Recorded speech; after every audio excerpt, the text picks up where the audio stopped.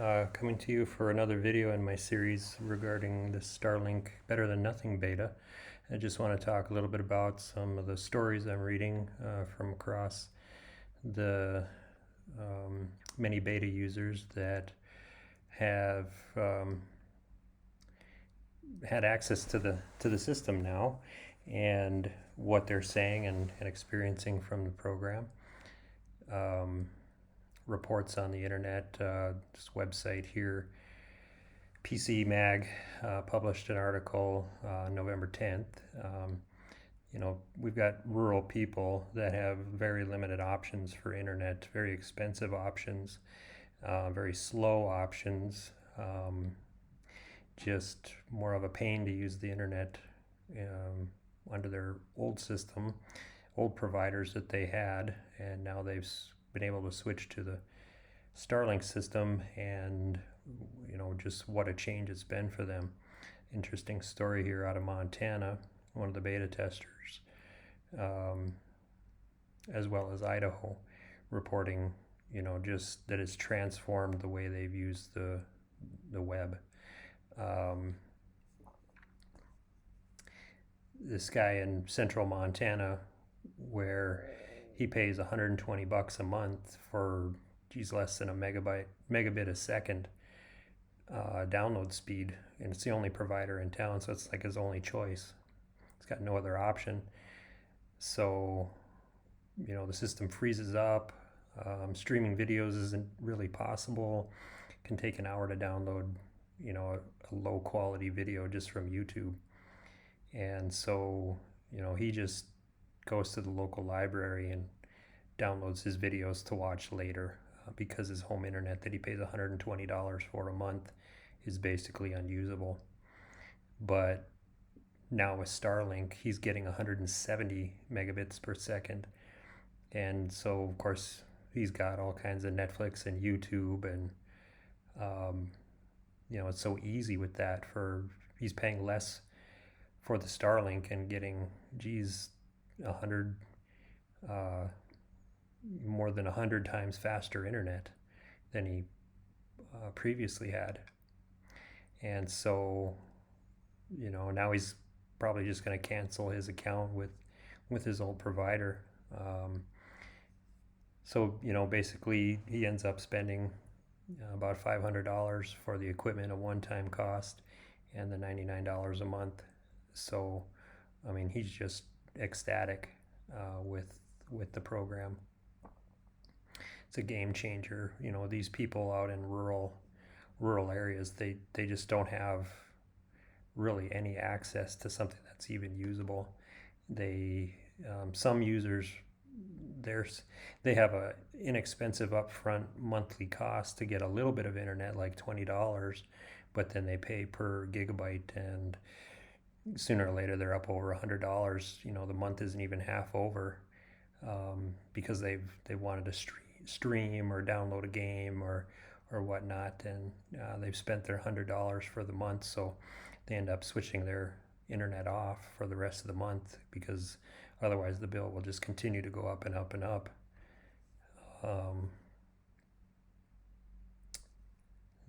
Just Starlink is fixing these problems. He's got these small towns of just a few thousand people, just so slow internet, so costly, that they're just resorting to the old way of before streaming was ubiquitous. They're getting their DVDs and going to the library, and that's how they're able to get their content that everybody else just takes for granted.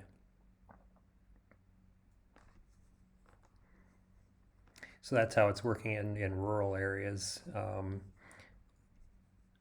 People are with Starlink seeing speeds of 150, 170, 200 megabits a second, whereas before they were seeing not even one megabit a second. And that's just one article talking about just a couple of different people and their experience with the beta test. We've got some other articles that I was looking at.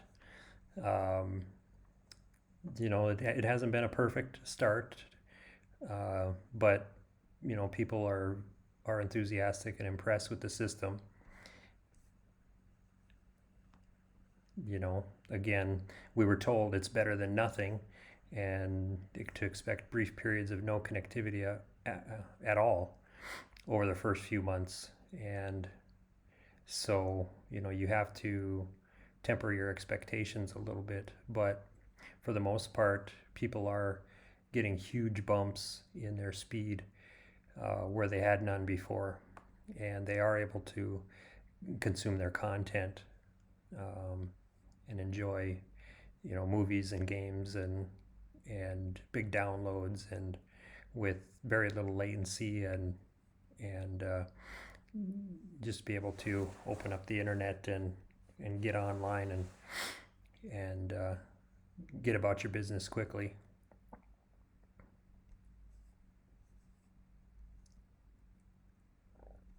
Just more here about, not perfect, but um, pay your money up front, and you can get into the system if you're one of the beta, if you got one of the beta invitations. That's what I got a few days ago, and I've ordered my equipment. It's on the way.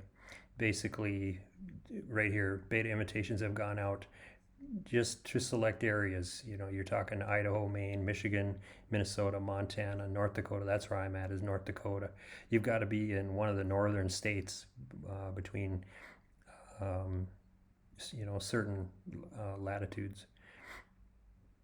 And then Canada's not up for yet because um, they're just trying to get their regulatory approval from the Canadian Radio, Television, and Telecom Commission. So they're coming in the future too. Right now, it's in the United States, though, in just the select states.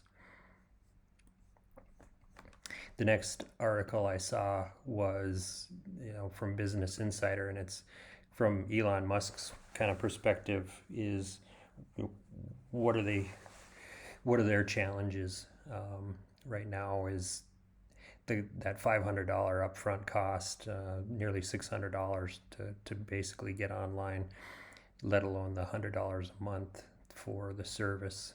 That's kind of the barrier to entry, is the upfront cost of the equipment, the $600, and not everybody's got that in their pocket to go spend that kind of money for internet.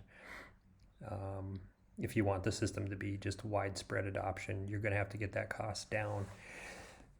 Right now, the Starlink system is being subsidized quite a bit. That $600 is far below what that equipment is actually cost. They're paying for the bulk of that just to get it out, to grab the market share early, get those early adopters, and before the competition rolls in, they can grab the lion's share of the customers that are looking for this type of service. If they can get that down, get that kit affordable for the average user, then they're just going to take over, and you're going to have the traditional services, the cable and the telephone companies. They're just not going to be able to compete with this type of the speed, the sooner or later the reliability and the portability of the system, as far as being able to move that satellite dish around to different locations, and also be very rural about it. So that's across the globe, is what that's going to do. So you're talking about not just rural Montana, but you're talking about third world type places that are never going to have infrastructure put in place for their population. This type of system can come in and be quickly deployed for schools and homes and